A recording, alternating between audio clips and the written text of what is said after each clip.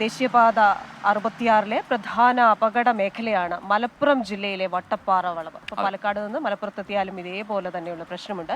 കഴിഞ്ഞ മാസവും വട്ടപ്പാറയിൽ ലോറി താഴ്ചയിലേക്ക് മറിഞ്ഞ് ഒരാൾ മരിച്ചു. 6 വരിപ്പാതയുടെ ഭാഗമായി നിർമ്മിക്കുന്ന പാലം തുറക്കുന്നതോടെ വട്ടപ്പാറ വളവ് ഓർമ്മയാകും. ദേശീയപാത 66 വളാഞ്ചേരിക്കും വെട്ടിച്ചിറക്കും ഇടയിലാണ് വട്ടപ്പാറ വളവ്.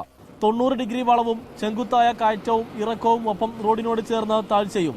ഇതുവഴി വരുന്ന വാഹനങ്ങൾ പെട്ടെന്നാണ് വലത്തേക്കുള്ള ഒരൊറ്റ ഹെയർപിൻ വളവ് ശ്രദ്ധിക്കുക. ഇതോടെ പെട്ടെന്ന് വലത്തേക്ക് ഒറ്റയടിക്ക് വെട്ടിത്തിരിക്കുകയും വണ്ടി ഇടതുവശത്തേക്ക് പാളി ഇടതുഭാഗത്തെ താഴ്ചയിലേക്ക് മറിയുന്നതുമാണ് പതിവ്. ചരക്ക് വാഹനങ്ങളും ടാങ്കർ ലോറികളുമാണ് അപകടത്തിൽപ്പെടുന്നതിൽ അധികവും.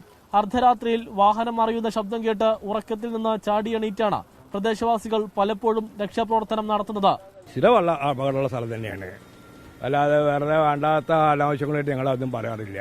ഇവിടെ വണ്ടികൾ മറിഞ്ഞു കഴിഞ്ഞിട്ടുണ്ടെങ്കിൽ ഞങ്ങൾക്ക് ചിലപ്പോൾ കറണ്ട് കിട്ടില്ല. ലോറി മറിഞ്ഞു കഴിഞ്ഞാൽ ടാങ്കർ ലോറികൾ മറിഞ്ഞു കഴിഞ്ഞാൽ ഞങ്ങൾക്ക് സാധാരണ കറണ്ട് കിട്ടാറില്ല. അപകടത്തിൽപ്പെടുന്ന വാഹനങ്ങളിലെ വാതക ചോർച്ചയും ഇലക്ട്രിസിറ്റി വിച്ഛേദിക്കലും ഇവിടുത്തെ പ്രദേശവാസികൾക്ക് പുതിയ കാര്യമല്ല. ഓവർ സ്പീഡായിട്ട് ന്യൂട്രാക്കിയിട്ട് മലന്ന് ന്യൂട്രാക്കിയിട്ട് വരാം. ഫയർ ബോക്സ് ഇവിടെ അർജന്റാണ്. ഇവിടെ 6 വരിപ്പാതയുടെ പണി പൂർത്തിയാകുന്നതോടെ ഈ വയഡക്ട് പാലവും തുറക്കും. വട്ടപ്പാറ വളവ് ഓർമ്മയാകും. ദേശീയപാതയിലൂടെ വരുന്ന വാഹനങ്ങൾക്ക് വട്ടപ്പാറ തൊടാതെ പോകാനാകും. 4 കിലോമീറ്ററും 100 മീറ്ററും ദൂരമുള്ള 2 പാലങ്ങൾ. പാലത്തിന്റെ പണി അന്തിമഘട്ടത്തിലാണ്.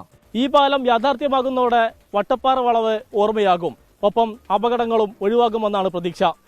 ക്യാമറമാൻ അബിദ് കല്ലയ്ക്കൊപ്പം സമീർ ബിൻ കരീം, 24 തിരൂർ.